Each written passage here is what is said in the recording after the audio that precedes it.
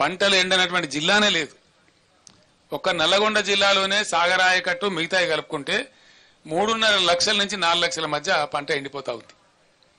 అన్ని నియోజకవర్గాలు ఎండుతా ఉంది. ఆలేరు నియోజకవర్గంలో ఎండుతా ఉంది, భువనగిరిలో ఎండుతా ఉంది, తుంగతుర్తిలో ఒక 25,000 ఎకరాలు. ఈరోజు రైతులు చెప్పినారు, వాళ్ళు చెప్పిన లెక్క నాకు నేను కళ్ళతో చూసిన లెక్క. ప్రతి ఊరికి 200, 300, 400 ఎకరాలు ఎండుతా ఉంది. ఇవాళ సూర్యాపేటలో ఒక 20-24 ఎకరాలు ఎండుతా ఉంది. భయంకరంగా సాగర్ ఆయకట్లో కూడా చాలా తీవ్రంగా ఎండిపోయింది పంట. ఎందుకండి? ఏం కారణం చేత ఎండబెట్టిన మీరు సాగర్ ఆయకట్లో? ఈ రోజు కూడా నాగార్జున సాగర్ లో even today when I'm speaking to the press, MDDL కంటే అబోవ్ గా 7 టీఎంసీ వాటర్ ఉంది. ఎండిడిఎల్ కింద కూడా మనం వాడుకోగలిగిన మరో 7 టీఎంసీల వాటర్ ఉంది. 14-15 టీఎంసీల వాటరు ఇప్పుడు కూడా సాగర్ లో వాడుకోగలిగే పరిస్థితి ఉంది.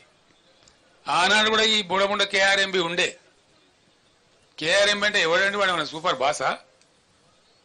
వాడు 2 రాష్ట్రాల మధ్య నీటి పంపిణీకి సమన్వయకర్త గంతే. వాడే మనకు బాస్ కాదు కదా. వానికి అప్పచెప్పి టోటల్ ప్రాజెక్టును తెలివి తక్కువగా, తెలివిహీనంగా ఆ కేంద్ర మంత్రి తీయగపుల్లగా మాట్లాడితే కేఆర్ఎంబి చేతిలో మొత్తం అధికారాన్ని అప్పచెప్పి ఇలా నాగార్జున సాగర్ కట్ట మీదకి ఎక్కలేనటువంటి దుస్థితిని తీసుకొచ్చిన అసమర్థ ప్రభుత్వం ఎవరండి? ఎప్పుడు మమ్మల్ని కూడా కేఆర్ఎంబి నిరోధించేది, మేము దటాయించేది వాళ్ళను. మాకంటే ఆంధ్ర ఎక్కువ తీసుకున్నది పోయిన 2-3 సంవత్సరాలలో. మా క్యారీ ఫార్వర్డ్ ఇవ్వాలి, మాకు రైట్ ఉన్నదని చెప్పి వాడు ఆపిన తూములు లేపి 4 తళ్ళు 3 తళ్ళు ఇచ్చినాం.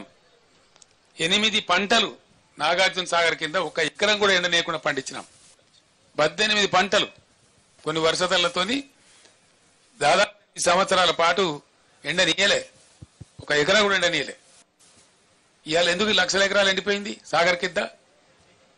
ఎందుకు అల్లాడుతున్నది రైతాంగం? ఇది బాధ కాదు రైతులది.